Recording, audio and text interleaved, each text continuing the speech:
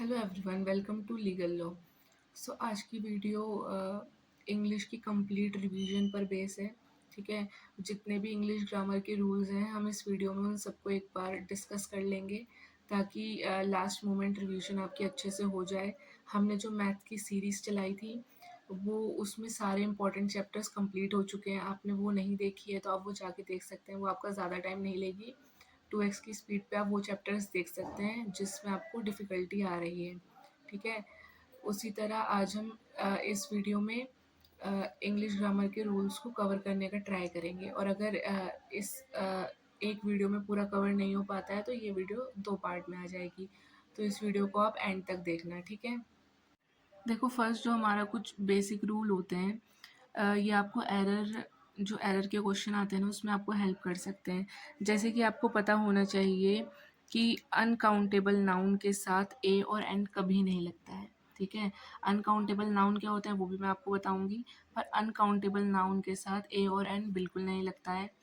और uncountable noun के बाद जो आता है ना वो सिंगुलर वर्ब आती है, कभी भी प्लूरल वर्ब नहीं आती है। जैसे कि वाटर, वाटर एक अनकाउंटेबल नाउन है। ठीक है, तो इसके आगे अ वाटर हम नहीं लिख सकते हैं। फिर है, अगर वाटर के साथ अ लगाना होगा तो क्या कर सकते हैं, अ ग्लास ऑफ वाटर मतलब एक ग्लास पानी, लेकिन हम एक पानी नहीं बोल सकते, एक ग्लास पानी बोल सकते हैं। ठीक है, तो वाटर हमारा अनकाउंटेबल नाउन आ गया। और कुछ ये रिपीट में जो आपके एग्ज़ाम में पूछी जाती हैं अनकाउंटेबल नाउन और जो एरर में भी आ जाती हैं वो ये हैं, आप इसे पढ़ लेना। Stationery, evidence, equipment, information, machinery, advice, furniture, poetry, alphabet, scenery. ठीक है, जिसमें से सीनरी और इंफॉर्मेशन, फर्नीचर ये कुछ इंपॉर्टेंट है। और इक्विपमेंट भी ऐसा हो सकता है क्वेश्चन में बोल दे इक्विपमेंट्स, तो कभी भी अनकाउंटेबल नाउन के साथ एस और ई एस भी नहीं लगता है। ठीक है, ये भी आपको पता होगा। जो नेक्स्ट आपको पता होना चाहिए ना वो ये है कि जो प्रपोजिशंस होती हैं हमारी, उसके बाद अगर कुछ भी आएगा तो वो हमारा ऑब्जेक्ट का काम करेगा। ठीक है, अगर नाउन प्रपोजिशन के बाद नाउन आ सकती है, प्रोनाउन आ सकता है, फ्रेज आ सकता है, पर अगर ये कुछ भी होगा तो वो ऑब्जेक्ट का काम ही करेगा, वो कभी सब्जेक्ट नहीं होगा। और इसका यूज़ कैसे होगा ये अभी मैं आपको एक क्वेश्चन के साथ बताती हूँ। तो देखो, जैसे यहाँ है राजू वॉज सिटिंग विद दे, पर यहाँ दे नहीं आ सकता क्योंकि दे सब्जेक्ट का काम कर रहा है, तो दे का जो ऑब्जेक्ट होता है वो देम होता है। ठीक है, तो Raju was sitting with them. Distribute this books between, अब बिटवीन एक प्रपोजिशन है, फिर जो रवि है वो ऑब्जेक्ट आ जाएगा। तो distribute this books between Ravi and I नहीं होगा, अगर प्रपोजिशन आ गई है तो उसके बाद जो भी होगा वो ऑब्जेक्ट ही होगा। ठीक है, ये सारी चीज़ें आपको एरर करेक्शन में या सेंटेंस रीफ्रेमिंग में यूज़ आ सकती हैं। तो यहाँ से आप ये भी देख लो कि किसके ऑब्जेक्ट क्या होते हैं। जैसे आई का ऑब्जेक्ट बनता है मी, वी का अस, यू का यू ही रहता है, ही का हिम, शी का हर, दे देम, इट और इट। ठीक है, यू सेम रहेगा, इट भी सेम रहेगा, बाकी आप इसे देख सकते हो। देखो, वो वाला रूल बताना क्यों ज़रूरी था। अब जैसे आपका एरर में ऐसा क्वेश्चन आ गया, आपको ये चीज़ दे दी, the taste of this medicine are bitter. ठीक है, पर इसमें क्या है, अब इसमें सब्जेक्ट आप पहचानो, तो प्रेपोजिशंस ऑफ एक प्रेपोजिशन है, प्रेपोजिशन से जो पहले वाला हो गया वो सब्जेक्ट हो गया। अब प्रेपोजिशन के बाद कुछ भी आ जाए वो सब ऑब्जेक्ट रहेगा। तो इसमें हमारा जो सब्जेक्ट है वो हो गया टेस्ट। ठीक है, टेस्ट मेडिसिन का क्या है, बिटर है, कड़वा है। तो जो टेस्ट है वो तो सिंगुलर है ना, तो यहाँ पे आर क्यों दिया है, यहाँ पे इज आना चाहिए। तो इसीलिए वो प्रपोजिशन वाला मैंने आपको इसलिए बताया ताकि एरर एरर करेक्शन में आपको ये पता रहे कि आपको कैसे एरर ढूंढना है। तो अगर आपको नहीं पता रहता तो आप मेडिसिन को देख के आर को करेक्ट मान लेते, पर नहीं, हमारा सब्जेक्ट के अकॉर्डिंग हमारी वर्ब लगेगी ना। तो जो टेस्ट है वो सिंगुलर है, तो यहाँ पे आर का इज हो जाएगा, तो क्या हो जाएगा, the taste of this medicine is bitter. ठीक है, आई होप आपको समझ आ गया होगा। सेम इसमें भी यही हुआ है, the price of this mangoes were high, पर ऑफ के बाद जो है वो सब ऑब्जेक्ट हो गया क्योंकि ऑफ हमारी प्रेपोजिशन है। तो सब्जेक्ट क्या हुआ, ऑफ से पहले वाला जो कि है द प्राइस, तो प्राइस को देख के यहाँ पे वॉज लग गया। ठीक है, नेक्स्ट इंपॉर्टेंट रूल है, अगर प्रपोजिशन के बाद वर्ब दिखे तो प्लस आईएनजी करके जेरेंड की फॉर्म बना देनी है। ठीक है, तो देखो इसका क्या मतलब है, अब ऐसा आ गया है, I am fond of run, तो अगर प्रेपोजिशन के बाद हमें कोई भी वर्ब दिख रही है तो उसमें आईएनजी हमें लगा देना है, क्योंकि प्रेपोजिशन के बाद अभी हम ऊपर पढ़ के आए ऑब्जेक्ट वाला सीन, और अब हम वर्ब वाला पढ़ रहे हैं, तो वर्ब में आईएनजी लग जाएगा। ये कैसे यूज होगा, देखो, my mother insisted on help the poor. On एक प्रेपोजिशन है, तो इसके बाद जो वर्ब आ रही है वो हेल्प आ रही है, तो ये क्या हो जाएगा, my mother insisted on helping the poor. ठीक है, तो ये आप देख लेना। अब ये है, it is I who am responsible for make all the arrangements. For एक प्रेपोजिशन है, फॉर के बाद जो वर्ब आ रही है वो मेक आ रही है, तो ये मेकिंग हो जाएगा। देखो, अब आपको ये भी याद रखना है, जो क्लॉज होता है ना, क्लॉज और फ्रेज में क्या डिफरेंस होता है। जो क्लॉज होता है वो ग्रुप ऑफ वर्ड्स होता है जिसमें सब्जेक्ट और वर्ब दोनों रहते हैं, पर जो फ्रेज रहता है ना, वो ग्रुप ऑफ वर्ड्स नहीं रहता, मतलब वो ऐसे एक चीज होती है जो आधी अधूरी रहती है। पर क्लॉज अपने आप में एक पूरा सेंटेंस टाइप होता है, ठीक है, जिसमें सब्जेक्ट और वर्ब दोनों होता है, पर फ्रेज में नहीं होता है। तो अब देखो, याद रखने वाली चीज क्या है, प्रपोजिशन अपने आगे क्लॉज नहीं लेता है, ठीक है। प्रेपोजिशन के बाद सिर्फ नाउन, प्रोनाउन या फ्रेज आ सकते हैं, क्लॉज नहीं आ सकते हैं, ठीक है। नेक्स्ट है डिस्पाइट और इंस्पाइट ऑफ। अब या तो डिस्पाइट दिया होगा या इंस्पाइट ऑफ दिया होगा, दोनों का मतलब एक ही होता है, पर डिस्पाइट के साथ ऑफ नहीं लगता है, इंस्पाइट के साथ ऑफ लगता है। एरर में क्या बोल देते हैं, एरर में ऐसा दे देते हैं डिस्पाइट ऑफ, ठीक है, डिस्पाइट ऑफ कर देते हैं, या तो फिर एरर में दे देते हैं इंस्पाइट, बस ऑफ नहीं लगाते। तो ऐसे आपको एरर पहचानने हैं, और ये मैं आपको वही चीज बता रही हूँ जो एग्जाम में काफी रिपीट है ना, ये चीज आपको काफी यूजफुल रहेंगी एग्जाम के लिए, तो अच्छे से देखना वीडियो एंड तक। तो देखो, डिस्पाइट इंस्पाइट ऑफ की हिंदी मैंने यहाँ लिख रखी है, के बावजूद, ठीक है। तो ये है, हमेशा फ्रेज लेते हैं, क्लॉज नहीं। तो इनके आगे हमेशा फ्रेज आती है, क्लॉज नहीं आता, ये भी आप ध्यान रखना। फ्रेज क्या होती है, हमने पढ़ा, जिसमें सब्जेक्ट और वर्ब नहीं होते, मतलब वो आधी अधूरी होती है, उनको पूरा करने के लिए कोई और चीज चाहिए होती है। पर जो क्लॉज होते हैं वो अपने आप में पूरे होते हैं, जिनमें सब्जेक्ट और वर्ब दोनों होता है, ठीक है। तो इसका एग्जाम्पल फ्रेज और क्लॉज का भी हम देखेंगे थोड़ी देर में, तब तक बस आप इतना याद रखना, डिस्पाइट और इंस्पाइट ऑफ सेम चीज होती है, पर डिस्पाइट के साथ ऑफ नहीं लगता, इंस्पाइट के साथ लगता है। और ये एक प्रेपोजिशन है जो कि फ्रेज लेते हैं, क्लॉज नहीं, क्योंकि प्रेपोजिशन के साथ कभी क्लॉज नहीं आते हैं। फिर आ गया ऑल्थो और थो, तो इनका भी मतलब सेम है, पर ये कंजक्शन है, ठीक है, ये क्लॉज लेते हैं, फ्रेज नहीं।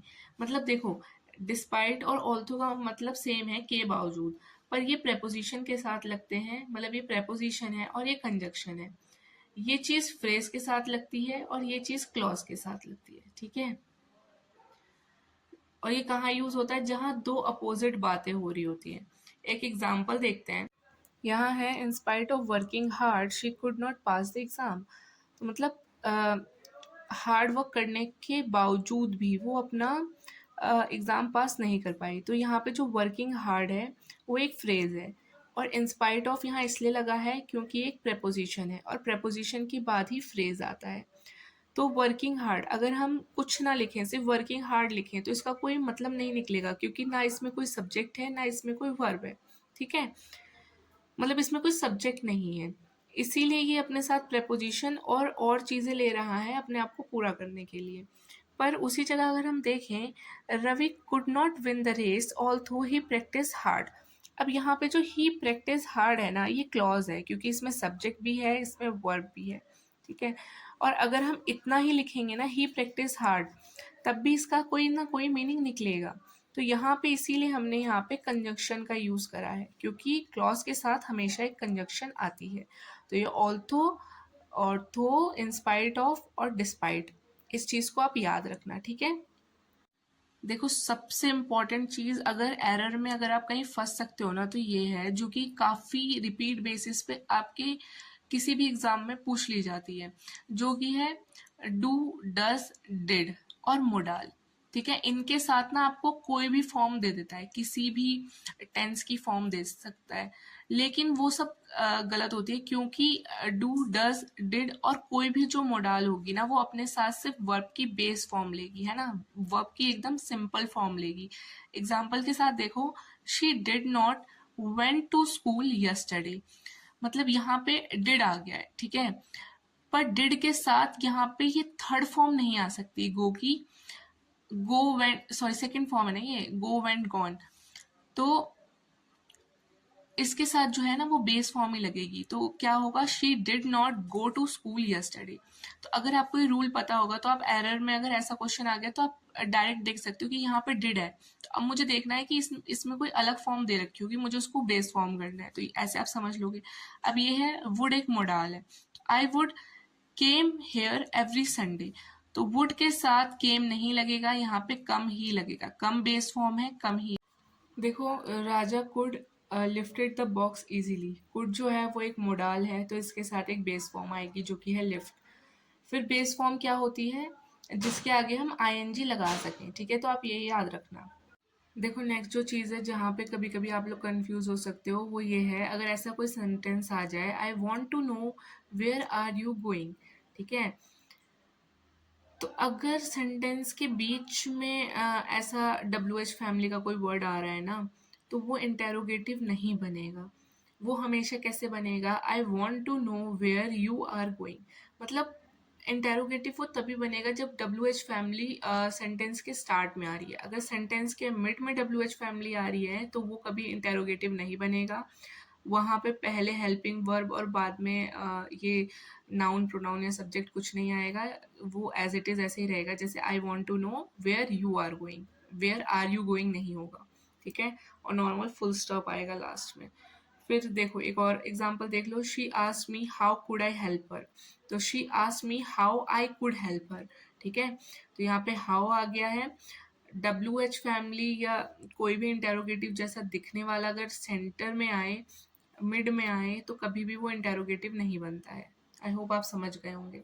देखो, जो सबसे इम्पोर्टेंट ग्रामर का रूल है वो आता है सब्जेक्ट वर्ब एग्रीमेंट के साथ। कुछ पढ़ो ना पढ़ो, सब्जेक्ट वर्ब एग्रीमेंट पढ़ के ही जाना, ठीक है, इसके आपको सारे रूल्स पता होना चाहिए। अगर आपने PYQ देखे होंगे ना, तो सबसे ज़्यादा जो क्वेश्चन आए थे ना वो सब्जेक्ट वर्ब एग्रीमेंट पे ही आए थे, एरर के क्वेश्चन, ठीक है। तो ये आपको पता होगा कि वर्ब सब्जेक्ट के अकॉर्डिंग चेंज होती है। जैसे कि यहाँ है रोहन इज डांसिंग, तो रोहन एक सिंगुलर है, तो बीच में जो वर्ब आई है वो भी सिंगुलर आई है। चिल्ड्रन आर प्लेइंग, तो चिल्ड्रन एक प्लूरल वर्ड है, और चिल्ड्रन का जो सिंगुलर होता है वो चाइल्ड होता है, तो यहाँ पे आर आ गया है, ठीक है। जो सब्जेक्ट वर्ब एग्रीमेंट का टाइप 1 है वो है अगर दो सब्जेक्ट एंड के साथ जुड़ते हैं, ठीक है, तो उसमें प्लूरल वर्ब रहती है। जैसे कि महेश एंड रमेश, अब महेश और रमेश को हमने एंड के साथ जोड़ दिया है, तो जो वर्ब आएगी वो प्लूरल आएगी। जैसे कि Mahesh and Ramesh are always at loggers heads, ठीक है। You and I are going to meet someone, you भी जोड़ा है और आई भी जोड़ा है, ठीक है, तुम और मैं। टाइप 2 क्या है, जो दो नाउन होते हैं ना, जो दो नाउन मिलके एक सिंगल मीनिंग निकालते हैं, मतलब आपको तो ऐसा लग रहा है कि यहाँ पे कोई प्लूरल चीज़ आएगी, ये प्लूरल है, पर एक्चुअल में वो सिंगुलर होते हैं, तो वहाँ पे हमेशा सिंगुलर वर्ब आती है। देखो, कुछ रिपीट होते हैं तो उसकी एक लिस्ट है, मैं आपको बता देती हूँ। जैसे कि स्लो एंड स्टडी, ये एक सिंगुलर चीज़ है, एक ही बात बोली गई है। Slow and steady wins the race. Bread and butter is an uphill task to earn in this rat race, ठीक है, ब्रेड एंड बटर साथ में यूज होता है। Caste and creed, law and order, ठीक है, horse and carriage, sum and substance, ये सारी चीज़ें आप याद रखना कि अगर ये आ जाए तो इनके साथ हमेशा सिंगुलर ही लगेगा। फिर ये देखो, ये कुछ लिस्ट है यहाँ पे, bag and baggage, long and short, age and experience, crown and glory, truth and honesty, hammer and sickle, honor and glory, art and culture, science, technology, peace and prosperity, drinking and driving, heart and soul, peace and harmony, ebb and flow, ठीक है। तो ये सब आप पढ़ लेना, ये and के साथ जुड़ तो रहे हैं पर ये सेम ही मीनिंग निकालते हैं, इसलिए हमेशा इनका सिंगुलर पेयर ही बनता है, क्योंकि ये एक सिंगुलर आइडिया रिप्रेजेंट कर रहे हैं। देखो, जो नेक्स्ट है वो है मोर देन वन के साथ हमेशा सिंगुलर नाउन और सिंगुलर वर्ब लगेगी, ठीक है। मोर देन वन आ गया तो singular noun singular verb. More than 2 3 4 मतलब कुछ भी आ गया वन के अलावा तो उसके साथ प्लूरल नाउन प्लूरल वर्ब लगेगी। एग्जाम्पल आप देख सकते हो, more than 1000 students have qualified this exam, ठीक है। मोर देन 1000 आ गया, 1000 के बाद plural noun and plural verb. फिर आ गया मोर देन वन MLA, अब मोर देन वन आ गया तो सब सिंगुलर रहेगा, ठीक है। नेक्स्ट है हमारा मैनी के साथ अगर कोई प्लूरल नाउन आ गई है तो प्लूरल वर्ब लगेगी। फिर मैनी के बाद अगर ए और एन का यूज़ हो जाएगा, ठीक है, मैनी मैनी एन, तो वहाँ पे सिंगुलर नाउन और सिंगुलर वर्ब हो जाएगी। एग्जाम्पल देख लो आप, मैनी ऑफिसर्स, तो डायरेक्ट प्लूरल नाउन आ गया है तो प्लूरल वर्ब आएगी।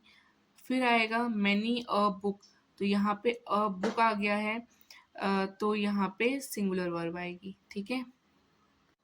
Next an important type, a number of, अगर अ नंबर ऑफ आ जाए तो वो मैनी का ही काम करेगा, तो उसके साथ प्लूरल नाउन और प्लूरल वर्ब आएगी। अगर द नंबर ऑफ आ जाए तो मतलब वो एक पूरी कम्युनिटी को डिनोट कर रहा है, तो प्लूरल नाउन आएगा पर सिंगुलर वर्ब आएगी, ठीक है। इसका एक एग्जांपल देखते हैं आपको कंफ्यूजन ना हो जिससे। तो यहाँ पे हमारा आ गया है a number of MNCs are going to be set up, तो अ नंबर ऑफ एमएनसीज मतलब many MNCs are going to be set up, तो प्लूरल नाउन प्लूरल वर्ब, ठीक है। फिर यहाँ पे आ गया the number of students in this school is increased, तो द नंबर ऑफ स्टूडेंट्स यहाँ पे एक पूरी स्टूडेंट की कम्युनिटी को हमने डिस्क्राइब कर दिया है, किसी एक दो स्टूडेंट को नहीं, पूरे स्टूडेंट्स के ग्रुप को। तो द नंबर के साथ प्लूरल तो ये लगेगा नाउन, पर जो वर्ब है वो हमेशा सिंगुलर आएगी, ठीक है। तो इसको आप याद रखना, सब्जेक्ट वर्ब एग्रीमेंट चाहे कुछ करना चाहे मत करना, सब्जेक्ट वर्ब एग्रीमेंट के सारे रूल्स पढ़ के जाना, ठीक है, अच्छे से। देखो, अगर कोई सिंगुलर चीज़ दी होगी और उसके बीच में हु का यूज़ होगा ना, तो सिंगुलर के साथ हु जॉइन करेगा सिंगुलर को ही, और अगर प्लूरल के साथ हु दिया होगा तो उसके बाद भी प्लूरल ही आएगा। जैसे कि हमारा यहाँ पे एग्जाम्पल हम देखते हैं, the number of girls who, अब यहाँ पे द नंबर ऑफ गर्ल्स की बात हुई थी, तो हु से पहले हमारा प्लूरल नाउन है, तो हु के बाद भी जो आएगा वो हमारा प्लूरल ही आएगा, ठीक है। नेक्स्ट है हमारा वन ऑफ के साथ प्लूरल नाउन आएगी पर सिंगुलर वर्ब आएगी। क्यों ऐसा क्यों होता है? देखो, वन ऑफ मतलब बहुत सारी में से एक, तो बहुत सारी वो प्लूरल नाउन से डिनोट होगी, तो बहुत सारी में से एक, तो उसके लिए एक की बात हो रही है ना, तो वहाँ पे सिंगुलर वर्ब यूज होगी। जैसे कि है one of my bad habits, मतलब मेरी बहुत सारी बैड हैबिट्स में से एक, तो हम यहाँ पे एक की बात कर रहे हैं। इज यूज ऑफ तबाकू, ठीक है। तो बहुत सारी में से एक बुरी आदत मेरी ये है। रिलेटिव प्रोनाउन का भी पीछे देख लिया है, जैसे हु, हुम, विच, डेट, अगर इनसे पहले कोई प्लूरल चीज़ है तो लास्ट में जो वर्ब आएगी वो, मतलब इनके बाद भी जो वर्ब आएगी वो प्लूरल आएगी। अगर सिंगुलर चीज़ है तो जो वर्ब आएगी वो सिंगुलर आएगी, ठीक है, याद याद रखना। मतलब जैसे हु से पहले प्लूरल है तो हु के बाद भी प्लूरल रहेगा, हु से पहले सिंगुलर है तो हु के बाद भी सिंगुलर रहेगा।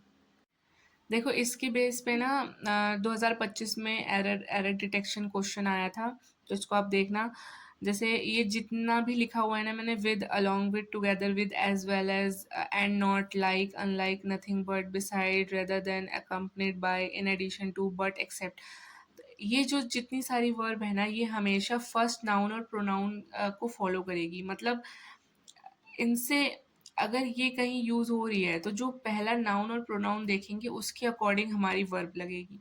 एग्जाम्पल देखते हैं हम, Veena and not her friends, तो यहाँ पे जो हमारी वर्ब लगेगी वो वीना वीना के अकॉर्डिंग लगेगी, क्योंकि वीना के बाद एंड नॉट आ गया है, एंड नॉट इसमें था, ठीक है, ये रहा एंड नॉट। तो अब इसमें जो है वो फर्स्ट नाउन या प्रोनाउन वाली वर्ब फॉलो होगी, तो Veena and not her friends has, Veena singular है तो वर्ब भी हमारी सिंगुलर आ गई है। अब जो नेक्स्ट टाइप है उसमें कुछ पेयर्स देख लो, जैसे कि not only but also, neither nor, either और, नॉन बट और नॉर, तो मतलब नॉट ओनली अगर कहीं लगा होगा ना तो उसके साथ बट ऑल्सो लगेगा, नीदर के साथ नॉर लगेगा, ईदर के साथ और लगेगा, नन के साथ बट लगेगा, ठीक है।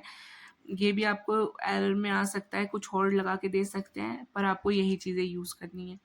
तो अगर ये इसमें से कुछ भी आएगा ना, तो जो आपकी वर्ब होगी वो सेकंड सब्जेक्ट के अकॉर्डिंग होगी। जैसे हमने पीछे देखा, जो वर्ब होती है वो फर्स्ट सब्जेक्ट के अकॉर्डिंग होती है, पर इस वाले केस में जो वर्ब होगी वो सेकंड सब्जेक्ट के अकॉर्डिंग लगेगी।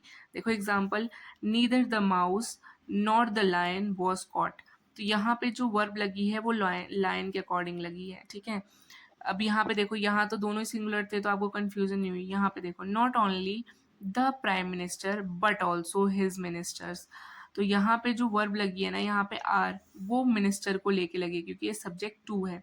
यहाँ पे नॉट ओनली आ गया तो नॉट ओनली के साथ बट ऑल्सो लगेगा, ठीक है, याद रखना आप इसे। ये भी एक लिस्ट पढ़ लेना। कुछ चीज़ें होती है जो प्लूरल लगती हैं अपने नाम से, पर वो एक्चुअल में प्लूरल नहीं होती है, वो सिंगुलर ही होती है और उनके साथ हमेशा सिंगुलर वर्ब लगती है। जैसे कि द अरेबियन नाइट्स, अभी एक बुक का नाम है पर यहाँ पे ऐसा आ गया तो बहुत लोग सोचेंगे कि ये कोई प्लूरल चीज़ है, पर ये एक सिंगुलर है। बिलियर्ड्स, बिलियर्ड्स एक गेम होता है तो ये भी सिंगुलर हुआ। थ्री इडियट्स एक मूवी है। A tale of two cities the United States, इनके साथ एस और यस लग रहा है पर ये प्लूरल ही है, ठीक है। और ये भी देख लेना, डू जो होता है वो प्लूरल के साथ लगता है और आई के साथ लगता है, और जो डज जो होता है वो सिंगुलर के साथ लगता है, ठीक है। अब देखो ये कुछ टाइप है, ये आप पढ़ लेना। Most of, some of, half, enough, enough of, not enough of, lots, a lot of, ठीक है। ये सब अनकाउंटेबल नाउन आता है इनके बाद और सिंगुलर वर्ब आती है, ठीक है। और अगर प्लूरल नाउन आएगा तो फिर प्लूरल वर्ब आएगी, और अनकाउंटेबल नाउन आएगा तो सिंगुलर वर्ब आएगी, ठीक है। इसका एग्जांपल देख लो, मोस्ट ऑफ द नॉलेज। अब मोस्ट ऑफ आ गया है और नॉलेज है अनकाउंटेबल नाउन, तो उसके साथ इज आ गया singular verb. Most of the girls, most of आ गया पर यहाँ पे प्लूरल नाउन आ गया तो प्लूरल वर्ब आ जाएगी, ठीक है। और एक डिफरेंस है, अ लॉट ऑफ और lots of. A lot of और लॉट्स ऑफ सेम होता है, ठीक है, पर लॉट्स ऑफ के साथ अ नहीं लगता है। और देखो एस और उसका फर्क है, अ लॉट ऑफ, अ लगेगा तो एस नहीं लगेगा, और अ नहीं लगेगा तो एस लग जाएगा, ठीक है। A lot of people were missing after the blast enough, although the area was cordoned off, ठीक है। A lot of people were, people यहाँ पे प्लूरल था तो जो ये आ गई वो भी प्लूरल आई है। आई होप आपको समझ आ गया होगा। अब जो नेक्स्ट है ना, अगर कोई ग्रुप होगा, जैसे कि ग्रुप के साथ स्टार्ट में ए या एन लगेगा, फिर ऑफ आएगा, फिर प्लूरल नाउन आएगी, फिर सिंगुलर वर्ब आएगी, जैसे कि a flock of, a bundle of, a crowd of, class of, fleet of, team of, batch of, bunch of, galaxy of, gang of, ठीक है। तो एग्जाम्पल के साथ देखो, द टीम ऑफ प्लेयर्स। अब द टीम आ गई, ठीक है, ये एक ग्रुप है, इसके साथ हम प्लूरल नाउन तो यूज़ कर रहे हैं पर जो वर्ब होगी वो सिंगुलर होगी क्योंकि ये ग्रुप को डिनोट कर रहा है, ठीक है। नेक्स्ट इंपॉर्टेंट जो है, ऐसी कुछ चीज़ें होती है जो सिंगुलर तो लगती है पर प्लूरल होती है एक्चुअल में। अभी हमने पीछे देखा था जो वो प्लूरल लगती है पर सिंगुलर होती हैं, पर यहाँ पे हैं वो सिंगुलर लगती हैं पर वो प्लूरल होती हैं। जैसे कि children, cattle, police, people, gentry, vermin, poultry, cavalry, clergy, ये ऐसी एस अपने साथ नहीं लेती हैं, ये अपने आप में एज इट इज़ ये प्लूरल है और इनके साथ प्लूरल वर्ब लगेगी। जैसे कि the cattle were grazing, the cattle was grazing नहीं होगा, द कैटल वर ग्रेजिंग होगा। द जेंट्री हैव आज the police, the gentry have, gentry एक प्लूरल है तो यहाँ पे प्लूरल वर्ब आ जाएगी, ठीक है। अब ये कुछ चीज़ें हैं जो अनकाउंटेबल हैं और इनके साथ सिंगुलर वर्ब लगेगी। हम थोड़ी चीज़ें पीछे भी डिस्कस कर चुके हैं पर ये भी एक चार्ट है, ये भी आप देख लेना। ये नेक्स्ट है, इसमें है hardly, scarcely, rarely, seldom, barely, never, no sooner. अगर ये कहीं भी आ गया सेंटेंस से पहले तो इसके बाद हेल्पिंग वर्ब लगेगी, उसके बाद सब्जेक्ट लगेगा, फिर मेन वर्ब लगेगी। मतलब पहले सब्जेक्ट नहीं आएगा, पहले हेल्पिंग वर्ब आएगी, फिर सब्जेक्ट आएगा और फिर मेन वर्ब आएगी, ठीक है। जैसे है hardly does Rohan go to school, hardly Rohan go to school नहीं हुआ, हार्डली आया, फिर हेल्पिंग वर्ब आई, फिर सब्जेक्ट आया, फिर जो मेन वर्ब थी वो आ गई, ठीक है। फिर है never have I seen such a beautiful bird, तो पहले नेवर आ गया, फिर हेल्पिंग वर्ब आ गई और फिर हमारा जो सेंटेंस था वो आ गया, तो ये आप याद रखना।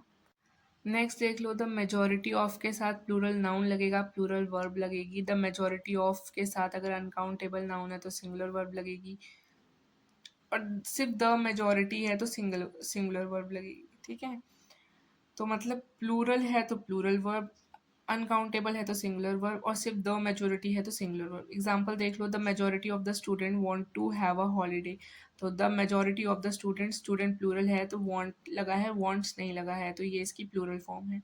फिर है the majority of the information, uncountable noun है इंफॉर्मेशन तो यहाँ पे सिंगुलर वो लग गया है। फिर है majority is not in favour of farmer, अब सिर्फ मेजोरिटी है, ऑफ वगैरह कुछ नहीं है तो सिर्फ सिंगुलर वर्ब लगेगी, तो ये हम इसको आप देख लेना, ठीक है। नेक्स्ट है the amount of the quantity of, इसके साथ अनकाउंटेबल नाउन लगेगी और सिंगुलर वर्ब आएगा, जैसे कि the quantity of sugar is not sufficient, the quantity, फिर अनकाउंटेबल नाउन और फिर singular verb. The amount of money singular है, अनकाउंटेबल है तो सिंगुलर लगेगा, ठीक है। और यहाँ ऊपर देख लो आप एक बार, when a plural noun shows unit act as singular noun and take singular verb. मतलब कोई प्लूरल नाउन है पर वो एक यूनिट शो कर रहा है, जैसे कि वेट, डिस्टेंस, अमाउंट, सम, टाइम, पीरियड, ड्यूरेशन। अगर ये कोई यूनिट शो करेंगे ना तो वहाँ पे हमेशा सिंगुलर नाउन और सिंगुलर वर्ब लगेगी। जैसे कि है 200 rupees was a large amount 20 years ago, मतलब ये एक यूनिट शो कर रहा है कि इतना जो पैसा था ना वो इतने साल पहले एक लार्ज अमाउंट था।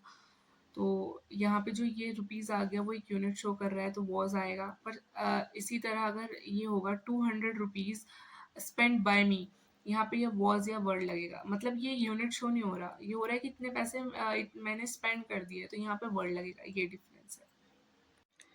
देखो अभी हमने पीछे भी देखा था, किसी चीज़ को एंड से जोड़ोगे तो वो हमेशा प्लूरल वर्ब आएगी उसके साथ। पर अगर यहाँ पे दो अलग अलग चीज़ हैं, जैसे कि यहाँ पे नाउन से पहले भी दा है और एंड के बाद जो नाउन है उससे पहले भी दा है, ठीक है, तो उस टाइम तो प्लूरल लगेगा। पर जो यहाँ पे नाउन है स्टार्टिंग में उससे पहले दा है, पर एंड के बाद जो नाउन है उसमें दा नहीं है, इसका मतलब वो सेम चीज़ डिनोट कर रहा है, तो वहाँ पे सिंगुलर वर्ब लगेगी। इसको एक एग्जाम्पल के साथ समझते हैं।